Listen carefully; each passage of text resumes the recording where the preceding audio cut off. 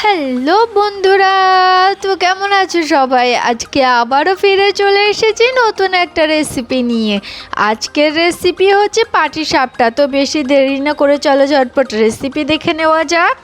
পাটিসাপটা করার জন্য আমাদের এখানে লাগবে চালের আটা, ময়দা, খেজুর গুড়, নারকেল কোড়া, ধুকি খেজুর গুড় এবং দুধ। তো পাটিসাপটা করার জন্য আমরা এখানে গ্যাসে একটি কড়াই চাপিয়ে নিয়েছি। এবার এই কড়াইতে আমরা দুধটিকে নিয়ে নেব।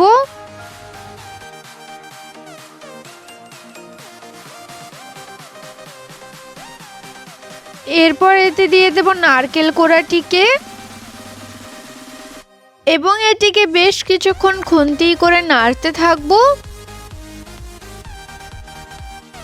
এবার এতে দিয়ে দেব খেজুরের গুড়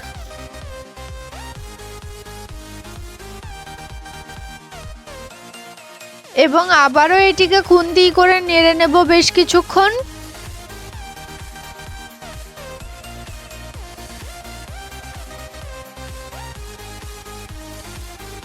এবার এতে দেব সামান্য চালের আটা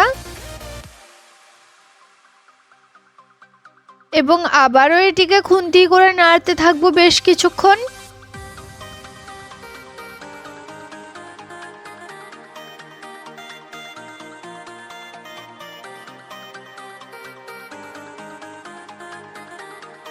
আমাদের এখানে পাটিসাপটার পুরটি বেশ ভালো মতো ফুটে এসেছে, কিন্তু এটিকে আমরা ততক্ষণ নাড়তে থাকবো যতক্ষণ না পর্যন্ত এটি গায়ে লাগু লাগু হয়ে আসছে।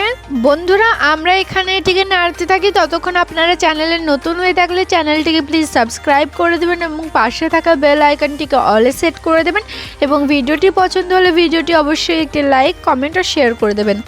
তো বন্ধুরা, আমাদের এখানে পাটিসাপটার পুর রেডি হয়ে গেছে। এবার এটিকে আমরা গ্যাস থেকে নামিয়ে নেব। এবার এদিকে আমরা আমাদের বাকি চালের আটাটিকে একটি পাত্রে ঢেলে নেব।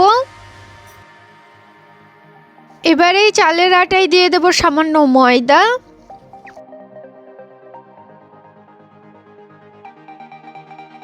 দেব সামান্য নুন।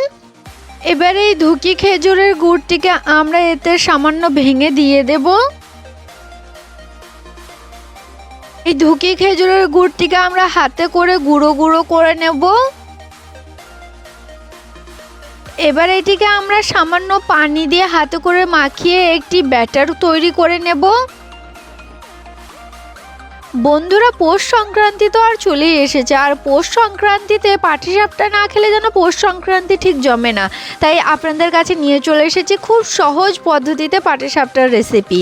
আপনারা বাড়িতে অবশ্যই একবার ট্রাই করবেন এবং আমাকে কমেন্ট করে জানাবেন কেমন হয়েছিল খেতে। বন্ধুরা, আমাদের এখানে ব্যাটার রেডি হয়ে গেছে। ব্যাটারের থিকনেসটা খুব কমও নয় আবার বেশিও নয়। তো এদিকে আমরা আবারও গ্যাস জ্বালিয়ে নেব এবং গ্যাসে একটি ডোসা তাওয়া চাপিয়ে নেব। এই তাওয়াতে আমরা এবার তেল ব্রাশ করে নেব। আমাদের এখানে ব্রাশ নেই, তাই আমরা অন্য কিছু করে তেল মাখাচ্ছি তাওয়াতে।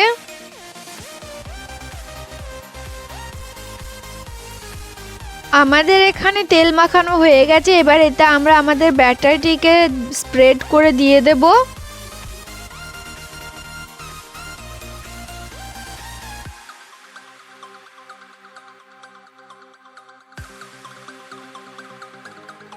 আমাদের এখানে ব্যাটারটি শুকনো হয়ে এলে তা আমরা আমাদের পুরটিকে দিয়ে দেব এবং এটিকে আমরা ভাঁজ করে গুটিয়ে নেব পুরোটা।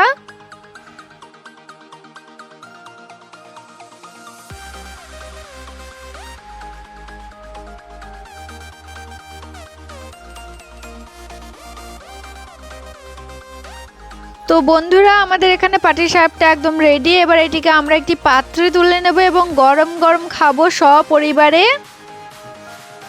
বন্ধুরা, তো এই পৌষ সংক্রান্তিতে আপনারাও বাড়িতে খান এই গরম গরম পাটিসাপটা এবং আমার দেখানো পদ্ধতিতে বানিয়ে দেখুন এবং আমাকে কমেন্ট করে জানাবেন কেমন হয়েছিল খেতে। তো আজকের মতো টাটা, বাই বাই।